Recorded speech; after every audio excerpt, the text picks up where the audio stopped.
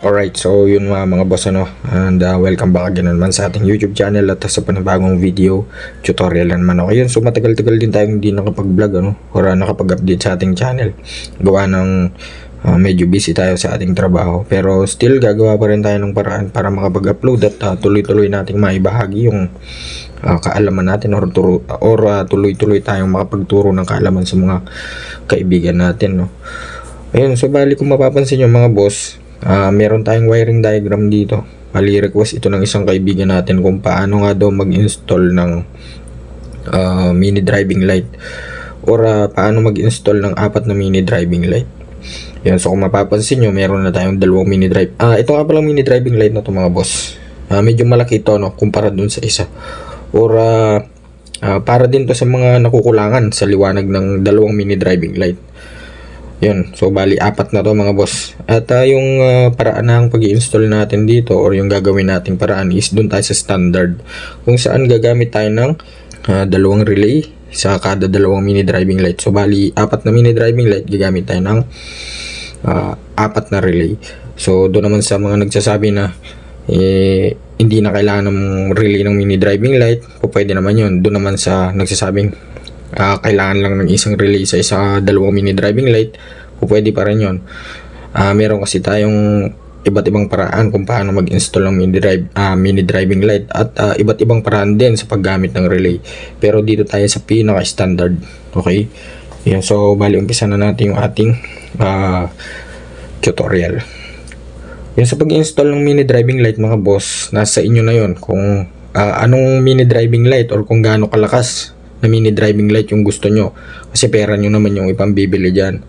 Kung gusto nyo ng katulad nito, 2 malaki at 2 maliit, so kaya nilagay natin to para if ever man na sobrang liwanag ng dinadaanan nyo, pwedeng mini driving light na maliit lang yung gamitin natin. Ngayon kapag madilim naman, ayan, syempre mas maliwanag yung bubuksan natin. Kaya kung mapapansin nyo, malaki yung nilagay natin at isang maliit. So naka-ready na nga pala yung mga picture or yung mga gamit natin, no mga boss.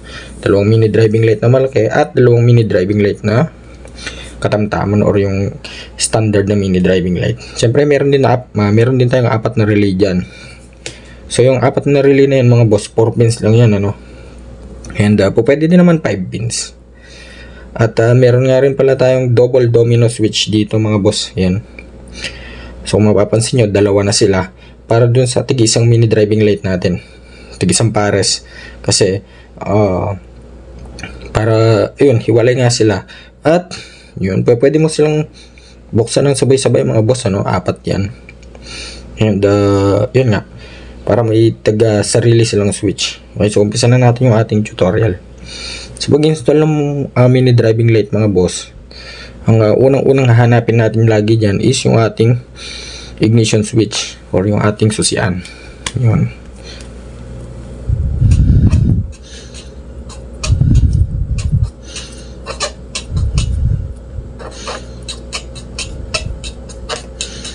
Ayan. So ito yung unang-una nating laging hahanapin mga boss. So sa ignition switch natin, meron tayong ignition switch na 4 wires. Meron tayong ignition switch na 2 wires. Ngayon mga boss, kung yung ignition switch nyo or yung susian nyo, 4 na wires katulad ng nasa diagram natin. So napakadali lang nito kasi ayan, present naman siya. Pero kung 2 wires lang yun sa inyo mga boss, yan mamaya papaliwanag na rin natin. Okay, so dito muna tayo. 4 wires, take note mga boss, 4 wires nga pala ito, no? So sa 4 wires na yan, meron tayong kulay green. So yung green na yan mga boss, yan yung ating negative, yan, or ground wire. Yan. So connected naman yan sa ating chassis or sa negative terminal ng battery. So yung isang wire naman, itong black na may stripes na white or lining na white, yan yung ating kill switch, papunta yan sa ating CDI. Take note mga boss, sa ground wire wala tayong gagalawin, sa CDI wire wala rin tayong gagalawin. And next naman, yung red wire. Ayan. So kung mapapansin nyo, from positive terminal mga boss, ayun, so battery natin, doon lang siya kinonect at tumakbo lang siya sa may ating ignition switch. Yan. May fuse nga pala to mga boss, ano? Yan, fuse. Yan yung stock fuse ng ating motor. Makikita natin yan lagi sa tabi ng battery or sa may compartment. So kapag ka nag-turn on tayo or sinusi natin mga boss, dahil nga live yung ating red wire na yan, live yan. So meaning to say, may current na yan, no?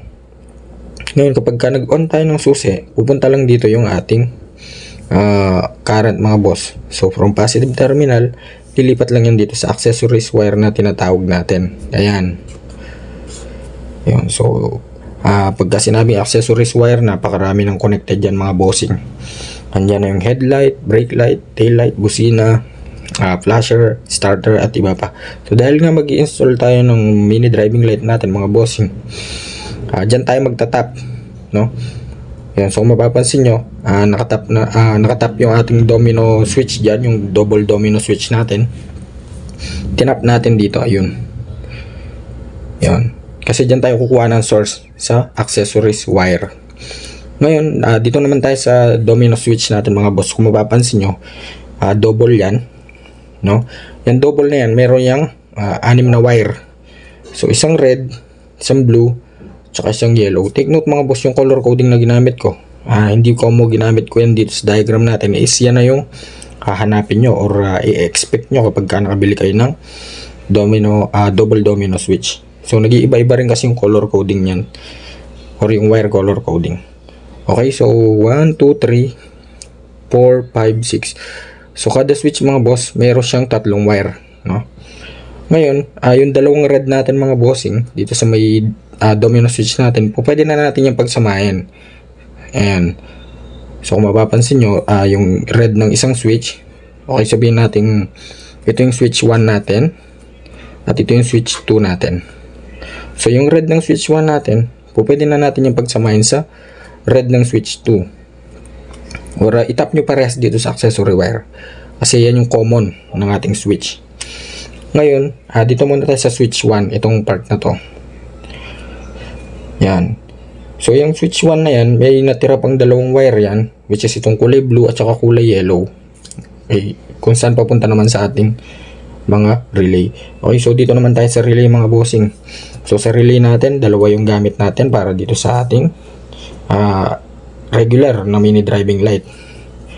So lagyan natin ng MDL1 dito. Yan. MDL number 1 at MDL number 2. Yan. So dito muna tayo sa upper diagram. Okay, so mapapansin nyo, 2 yung relay na nanggaling sa switch. So sa relay na yan, may mga numbers yan, may mga numberings dyan. So meron tayong 30, 85, 86 at 87. So automatically mga boss, kapag bumili kayo ng relay, ang una nyo agad hahanapin is yung number 30. Yung So yung number 30 ng ating MDL1 or yung switch 1, pinagsama natin sa kabilang relay at itinap natin sa may positive terminal ng battery. Siyempre with fuse yan. Yan. So kung mapapansin nyo yung mga blue na yan, yan yung fuse. And dapat kayong maglagay ng fuse mga boss for safety purposes. No? 10 to 15 amps. Pero mas maganda 15 amps para sakto lang. Okay? So connected na yung dalawang 30 mga boss, ano? Papunta yan sa positive terminal ng battery with fuse for safety purposes. Next naman, yung 85 mga bossing. Yung 85 ng dalawang relay natin, pagsamahin ulit natin. Yun. So yung 85, kasi yan yung ating ground mga boss eh. Yung 30 siya yung common. C. Yan, common. Tapos yung 85 ground. Okay. Negative yan minus sign. Yun. So mapapansin nyo, pagka nakakita nga pala kayo ng ganitong symbol mga boss, ibig sabihin yan yung ating ground. Yan, negative sign. Pwedeng sa battery or sa chassis yan. Next naman yung 86. So yung 86 is positive. Ayan. Take note mga bossing, sa relay natin, meron tayong common output. Meron tayong tinatawag na common, which is itong 30. Meron naman tayong tinatawag na output, which is itong 87. At yung trigger, which is itong 85 at 86. Sa trigger, kailangan ng trigger natin is positive at negative para electronic yung relay natin para pumitik. Yun. at maglabas siya ng output papunta sa ating load or sa ating MDL1. So since meron na tayong negative, yun ang 85, which is itong kulay green, positive na lang yung kailangan natin, which is galing sa kulay blue naman na nanggaling dito sa MDL number 1 natin, switch 1. So kapag ka nag-on tayo, for example, yung low natin is white. Okay, so low natin is white, itong kulay blue, and high naman is yung yellow. So kapag ka nag-on tayo, yan, matitrigger itong relay na to. Kasi nga, may negative at positive na siya doon. Meron na siyang common na galing sa may 30 na connected dito sa positive terminal ng battery. Ang matitrigger mga boss is itong low or yung kulay white ng ating MDL. So dito naman tayo sa MDL. Sa MDL, meron tayong 3 wires dyan. Meron tayong yun nga, inuulit ko mga boss, ano, hindi ko mo nakikita nyo or napansin nyo na ganyang color coding yung ginamit natin, expect nyo na sa mabibili nyong MDL, no. Nag-iiba-iba yung color coding dyan, no. So ang importante is malaman nyo yung proper way ng pag-i-install, and check nyo na lang kung anong mga wires nga ba yung nabili nyo. Okay, so balik tayo sa topic. Okay, so sa MDL natin meron tayong 3 wires. Isang low wire or yung white wire, isang yellow wire or yung dilaw mismo na liwanag ng MDL. Okay, kulay green, which is itong ground. Okay, inuulit ko mga boss, ano, yung isang wire dun sa kulay white na ilaw. Yung isang wire naman dun sa may kulay yellow na ilaw. Kayo na lang maghanap. Kasi tulad nga ng sinabi ko, hindi pare-pares yung color coding ng MDL na nabibili nyo. Okay, so since yan yung gamit natin color coding, yung low na ginamit natin is itong kulay blue. So kapag ka nag-on tayo ng switch, kukuha ng source, lilipat yan sa blue, at matitrigger yung low natin, which is itong kulay yellow, itong blue, at iilaw na yung ating white. So yung white ng ating MDL is iilaw na. Next naman, kapag ka nag-switch tayo ulit, yun, same function lang nito mga boss. Itong relay na isa, lilipat nga lang yung source kasi mamamatay yung white at sisindi yung yellow. So ganun din sa yellow, ayun, ang galing sa switch 1, tatakbo naman yan sa kabilang relay. Tulad ng sabi ko, meron na tayong 30 common na connected sa positive terminal ng battery.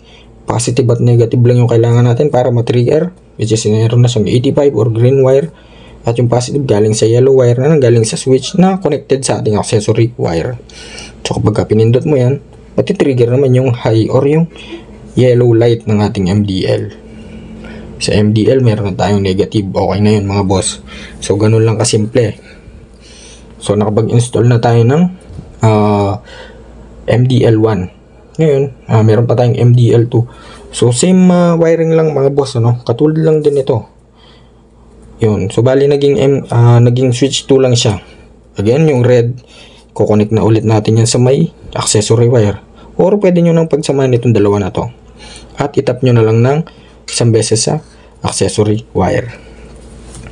So tulad ng kanina, ayan, may relay pa rin tayo. Standard mga bossing. Meron tayong common, which is itong number 30. Connected na agad yan sa may positive terminal ng battery. Siyempre pinadaan natin yan sa fuse. So sa madaling salita, lahat ng 30 pinagsama-sama na natin or pinag-isa na natin. Next naman is yung ground, yung 85. Yan. So kung mapapansin nyo mga boss, sa madaling salita, lahat ng kulay green pinagsama-sama na natin at itinap na natin yan sa isang lugar. At yung ground nga pala ng MDL mga boss, ano, kasama na dyan ito. Yan. Yan, so kung mapapansin nyo may mga minus dyan. Yan, so yan yung ground natin. And katulad lang din ng kanina mga boss, may blue tayo na gamit dyan, may yellow. So tumakbo naman yan dito sa may mga 86 natin. Yan, so for example, naka-low tayo, dito tayo sa MDL2. Yun, ang matitrigger is itong relay 1. So kapag nasupply ng positive at negative tong relay na to, pipitik na yan, maglalabas na yan ng output papunta dito sa may dalawang MDL natin na malalaki. Ayun.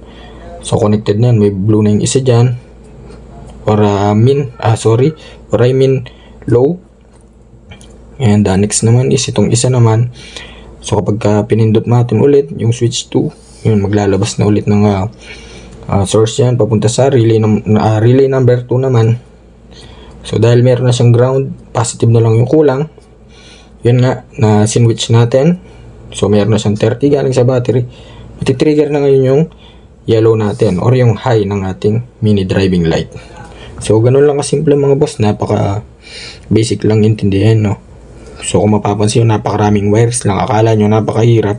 Pero kapag pinanood nyo or sinundan nyo ng mabuti itong diagram na to, yan, napaka basic lang, promise. Hindi kayo malilito. Basta tandaan nyo mga boss, yung MDL nyo, nag-iiba-iba ng color coding yan. Itest nyo na lang sa battery, direkta sa battery, para malaman nyo kung anong kulay ba ng wire yung yellow at saka yung white. Okay, so bali hanggang dito na lang siguro mga bossing, sana may natutunan kayo, at kung nagustuhan nyo ang video na to, so please like, share and subscribe.